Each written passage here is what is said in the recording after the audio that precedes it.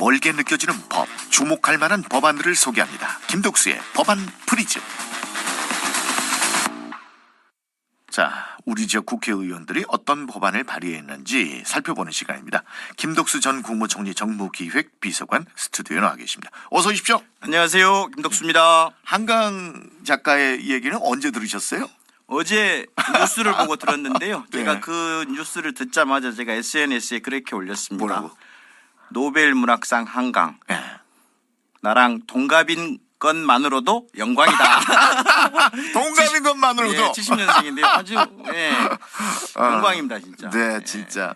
우리가 이런 그 기쁜 소식을 듣고서 반성해야 될 것도 많아요. 지금 나라가 어렵기는 하지만 네. 기초 예술 분야, 뭐 순수 예술 분야, 이 예술 분야에 대한 그 예산 삭감도 지금 엄청나게 이루어져서 그렇습니다. 활동을 네. 지금 네. 이렇게 막 막아버리고 있는 상태. 네. 네. 어떻게 보면은 우리가 자동차를 수출해서 반도체를 수출해서 벌어들이는 것보다도 이 K컬처가 네. 더 많은 역할을 그렇죠. 또 하고도 예. 있잖아요. 우리가 문화 융성, 문화 예술의 시대, 문화 강국 이런 표현 쓰지 않습니까? 근데 말씀하신 대로 관련 예산들 삭감하고 또 지원만 하면 되는데 이래라 저래라 간섭을 해요. 이 한강의 소설과 관련해서도 네. 제가 문재인 대통령 당선되고 인수위에서 그 국정과제 만들면서 전 정부가 네. 했던 것을 좀 이렇게 봤는데 그 중에 하나가 문학의 블랙리스트 사업입니다. 블랙리스트. 이 한강의 소설이 예. 블랙리스트에 네, 포함이 네, 돼서 네. 정부가 세종 도서 지원 사업을 소년이 하거든요. 온다 때문이었을 그렇죠. 거예요. 예. 근데 그 지원 사업에 배제하고 그랬던 일이 있습니다. 그리고 최근에 후진적인 오늘 아침에 지금 SNS에 시끄러운데요. 경기도 교육청에서는 유해 도서랍니다. 그래서 어떡할 거예요? 일선 학교에서 폐기하라는 지시가 내려간 도서예요. 예. 그런데 오늘 그런 상이 말씀드린 노벨 대로 문학상을 받았어요. 그렇죠. 이 문화예술 문학을 그 어떤 정치적인 기준으로 재단하는 것 자체가 문제입니다. 그냥 그런 무한한 가운데- 상상력을 발휘해서 할 수 그럼요. 있도록 예, 지원해야죠. 그런 가운데서도 이렇게 융성한 꽃을 피워낸 것은 정말 박수를 보내야 되고요. 예, 자랑스럽고 부끄럽고. 1970년생 동갑입니다. 자, 한강 작가와 동갑인 우리 김독수 전 국무총리 정무기획 비서관이 살펴본 첫 번째 법안 어떤 겁니까? 출입국관리법 일부 개정 법률안입니다. 광산갑의 박균택 의원이 대표 발의했는데요. 예. 내용 간단합니다. 그 고의적으로 반복적으로 임금을 체불하는 사업주 이에 출국 금지할 수 있도록 하자. 지금은 임금 체불하고 국외로 도피해버리고 뭐 최근에 한 10년 만에 잡혔다 뭐 이런 얘기 하는데 네. 왕왕 그런 일이 많이 있습니다. 근데 네. 실제로요. 예.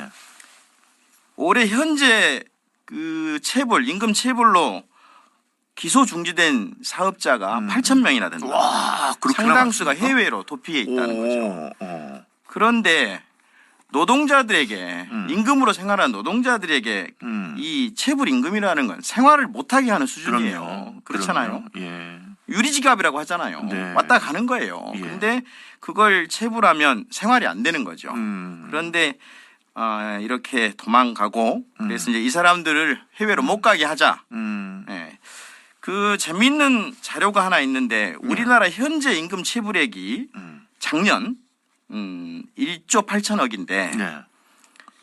미국보다 7배, 예. 일본보다 10배라는 거죠. 근데 경제 규모로 보면 예. 미국이 우리보다 한 30배 가까이 경제 규모가 큽니다. 네. 일본은 한 3배 정도 되고 거꾸로 그 큰 나라는 우리의 10분의 1도 안 된다는 거예요. 체불액이.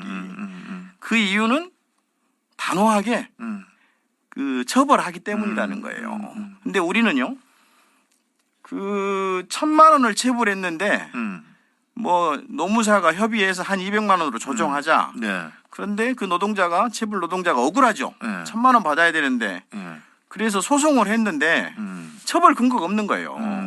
체불 입증을 노동자가 해야 되고 그래서 사업주한테 8만 9천 원 받았다. 말이 안 되는 어이없는 세상입니다. 그래서 이제 이걸 하자 이런 건데 저는 조금 그 좀 서운한 건 뭐냐면요. 이 임금 체불 문제를 해결하기 위한 어떤 법안인 것은 저는 네, 뭐 네. 환영합니다만 네. 그것이 이제 출입국 관리법에 그 주목을 했다면 네. 사실 이거는 그나마 규모가 좀 있는 곳이고 네, 네. 아주 소규모의 그 영세한 곳에서는 이거를 법적으로 해결하기도 좀 어려운 정도의 불이익을 노동자가 바꾸는 경우가 많거든요. 많죠 현장에서는. 그럼 이제 네. 그런 것들도 좀 섬세하게 들여다봐야 되는데 출입국 관리법에 관해서 손을 본다는 거는 출국 금지의 예. 이제 저 제재 중에 하나인데 음. 근로기준법에 보면은 이 임금을 체불하는 사업주 명단을 공개하도록 해놨어요. 네네. 그런데 그게 좀 어이없습니다. 그 체불 그 사업주라고 하는 네. 명단을 공개하는 사업주에 대해서 예. 기준이 네. 3년 이내에 체불을 2번 이상 하고 유죄 확정을 받아야 되고 또 1년 이내에 체불 총액이 3천만 원 이상인 경우 이것도 폐업해버리면 예. 사업장을 폐쇄해버리면 그 예외로 한다 이렇게 해놨어요. 네. 완전히 근로기준법이 사업주들 편을 들고 있는 거죠. 그래요. 자, 하여튼 뭐 법안을 어떻게 전망은 어떻게 될 것 같습니까? 이게 이제 경제단체 뭐 전에 정경련이라거나 환경협 등 이런 데서는 무슨 국가 경제 상황 뭐 이런 예, 핑계로 뭐 노골적으로 반대하지는 않지만은 반대 이 활동을 할 텐데 네. 최소한 아까 말씀드린 유리지갑의 노동자들을 보호해야 돼요. 최소한의 조치라고 저는 보여집니다. 그래서 네. 국회가 좀 의욕적으로 노동자 보호를 위해서 입법을 했으면 하는 바람입니다. 자, 두 번째 법안.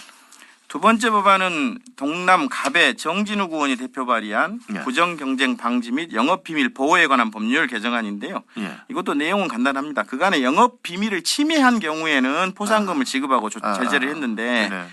영업비밀 침해를 속에 알선하는 일종의 브로커에 대해서는 관련 조치가 없어서 이걸 좀 보완하려고 하는 건데요. 예. 그 최근에 예. 우리가 이제 그 조치를 좀 강화한 게 징벌적 손해배상 한도. 그래서 예를 들어서 1,000억의 손해를 끼쳤다. 그러면 기존에는 이제 한 3배까지 그 손해배상을 청구했는데 지금 5배로 확대했죠. 그래서 예. 1,000억 정도 손해를 끼치면 그 5,000억까지 청구할 수 있도록 이렇게 했는데 이것도 미국은 한 2배.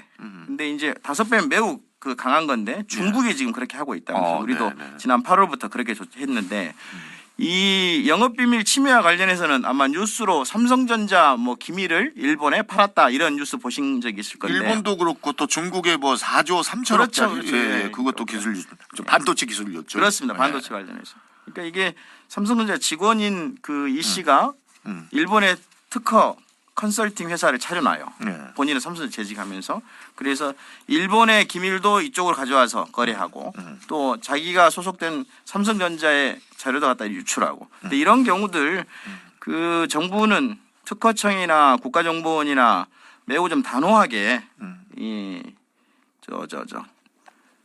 산업 스파이를 네. 잡기 위해서 단호하게 긴밀하게 하고 있기 때문에 뭐 이것도 법이 조금 미비한 거예요. 영업비밀 침해한 당사자뿐만 아니라 속에 알선하는 것도 여태 좀 처벌하자는 미비했던 거죠. 것을 미비했던 좀 거를 이렇게 하기 보완하자라는 때문에. 건 그렇습니다. 정리인 예. 것 같고요. 자, 마지막 법안 갈게요. 마지막 법안이 이제 우리한테 좀 민감한 법안인데요. 네. 이호수갑의 조채련 의원이 대표 발의한 해양의 효율적 이용 및 관리를 위한 지방자치단체의 해양 관할구역 획정에 관한 법률안인데 그 지자체 간의 그 해양 그 관할구역 관련해서 갈등이 좀 있습니다. 이게 상당히 오래된 갈등인데요. 예를 들어서 우리 완도하고 제주도 사이에 사수도라는 섬이 있는데요. 네, 그 네. 섬의 관할과 관련해서 예. 지금 한 40년 넘은 시간 동안 이 갈등을 갖고 있는데 그 1979년에 제주도가 완도군을 상대로 헌법 소원을 제기했어요. 제주도 관할이다. 예. 그렇게 해서 이게 한 30여 년 만에 제주도 관할로 결정은 났습니다마는 최근에 이제 저 완도군이 그 일대에다가 그 인근에 그 해상풍력 이 사업을 위해서 그 공유 수면 그 사용 신청을 하다 보니까 또 갈등이 제기가 됐어요. 근데 이게 갈등이 제기되면 헌법 소원을 해야 돼요. 관련 네, 법률이 네. 없어서 그래서 예. 헌법재판소가 해달라는 거고 또 이제 최근에 그나마 좀 다행인데 해남군하고 진도군 사이에 예. 만호 해역이라는 데가 있습니다. 네, 네. 진도 고군면하고 해남 송지면 그 앞에 바다인데 이제 김양식장 관련 분쟁인데요. 최근에 이제 그 양 군의 수협에서 중재에서 그 합의를 했어요. 네. 서로 같이 살자. 예. 그런데 이제 조채련 의원 법안이 그런 문제에 대해서 어떤 원칙을 만들고 기준을 세우자. 그렇게 해서 바다를 해양을 효율적으로 이용하자 이런 취지로 그 법안을 낸 건데요. 예. 사실 우리 뭐 전라남도도 그렇지만 우리가 삼면이 바다에 둘러싸여 있지 않습니까? 그리고 그 일본이나 중국과도 해역 갈등이 있는 거고 그렇기 때문에 우리 국내 지자체 간의 이런 문제를 좀 그 해양의 관할구역 문제를 합의해서 잘 처리할 수 있는 근거를 만드는 이게 겁니다. 사실 이제 무태에 계신 분들 육지 사람들은 잘 이해를 못할 수도 있는데요. 이 어업을 그 하고 계신 분들한테는 이건 생존권이거든요. 그렇습니다. 그래서 굉장히 중요한 어뿐만 아니라 부분이에요. 예. 최근에 이제 좀 전에 말씀드린 그 해상 풍력 그렇죠. 이제 지자체 말씀드렸는데 간에도 그렇고. 그리고 자원 개발도 있고요. 그러다 보니까 이런 분쟁들이 앞으로도 더 많아질 것이고 그래서 그 기준을 좀 세우는 법을 만드는 필요가 있다고 보면 되게 최종 알겠습니다. 법안입니다. 그런데 예. 이게 이제 이번에 처음 나온 법안이 아니고 지난 21대 국회에서도 이게 그 제안이 됐는데 처리가 안 됐어요. 폐기가 됐는데 폐기 사유를 보면 제가 그 회의록을 보니까 이 관련 부처인 해양수산부가 네. 지자체 간에 합의가 됐을 때는 그 해양수산부 소속의 획정심의위원회를 구성하게 돼 있는데 지자체 간에 서로 합의를 해요. 그러면은 획정심의를 거치지 않는다. 이거는 법 체계적으로 좀 부적절하다. 그리고 또 하나 이유가 그 심의위원장을 네. 공무원이 아닌 사람이 맡기로 이렇게 어. 의안이 돼 있는데 예. 그것도 부적절하다. 이게 사실은 이 해양의 이용이나 해양 그 관할구역 획정이 중요한 문제인데 그렇죠. 거기까지는 동의가 어이없는 되죠. 그 지자체 간에 합의하는 게 얼마나 아름답습니까? 그럼요. 합의해서 경계 그럼요. 정하면 같이 그럼요. 살자고. 그런데 그렇게 하는 것은 무슨 부적절하다. 자기들이 획정심의위원회가 해야 된다. 그리고 위원장은 공무원이 해야 된다. 저는 이런 논리는 좀 구태라고 보여져요. 네. 민간에서 충분히 정할 수 있는 거고 자치단체 간에 합의해서 할 수 있는 건데 그래서 이거는 해양수산부가 그런 반대 입장을 갖더라도 네. 국회가 좀 관철시켰으면 하는 바람입니다. 알겠습니다. 국민들도 이 부분에 대해서 어떻게 생각하실지 좀 궁금합니다. 자, 오늘 법안 또 3가지 소개받았습니다. 말씀 잘 들었습니다. 고맙습니다. 네, 감사합니다. 지금까지 김덕수 전 국무총리 정무기획 비서관이었고요. 잠시 전하는 말씀 듣겠습니다.